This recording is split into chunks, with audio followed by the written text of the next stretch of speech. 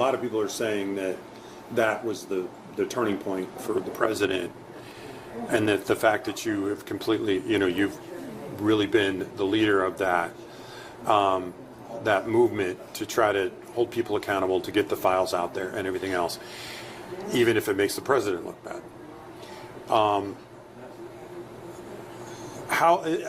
Express to me how important this issue is to you, given that this, for lack of a better term, could be the hill you die on, if you know what I mean. It could be the one issue that causes you to lose. Right.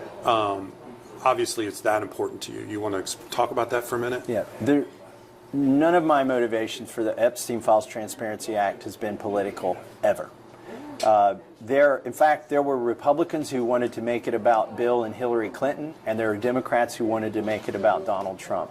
Ro Khanna and I excluded them from our press conferences. We didn't want it to become a political football, and because we knew the only way we could get it passed is to keep it from becoming a political football. Now, a lot of people, as soon as the files came out, the first key word they put in there was either Bill Clinton or Donald Trump. Those aren't the search terms I use, because I care about getting justice for the survivors. We did 2 press conferences with them in Washington, D.C., and that's when I decided to redouble my efforts.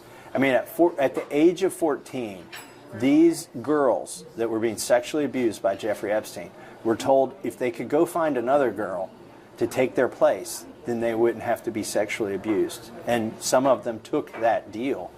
And it's one thing to be evil to a child. It's another thing to get a child to do evil. And there are degrees of evil involved here that we've never seen at this scale. I think it's bigger than Watergate. It's bigger than Iran-Contra, because it spans 4 presidencies. It's not about Joe Biden or Donald Trump. This happened under presidents before them. The light sentence that was given to Jeffrey Epstein in 2008 that allowed him to basically victimize hundreds of more women. We want to know, why was he given that light sentence? And so this started out for me as something that I thought should be done, but it turned into something more once I met the survivors and heard their stories. And it's something, by the way, we passed a law. I didn't get a congressional subpoena done. I didn't form a committee that's going to dissolve at the end of this Congress like a subpoena would. This is a U.S. law that passed both chambers and signed by the president.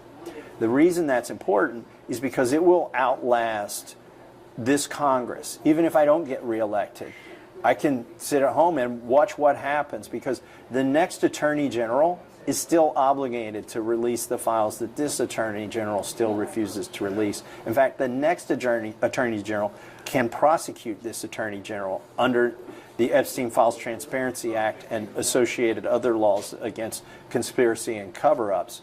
So it's been important. It's fundamental. I don't think people realize in this country how fundamental it is. You see, Prince Andrew's lost his title. He's been arrested.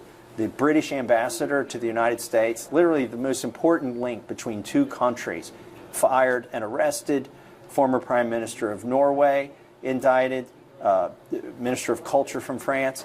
And what were they arrested for or indicted for? Not for sexually abusing girls or women or for sex trafficking, but for mishandling state affairs. And I think when you get down to the bottom of this is what's deeper and darker than even the sexual predation that you saw Jeffrey Epstein engaged in, is our governments were compromised around the world by wealthy, connected billionaires and by Jeffrey Epstein himself.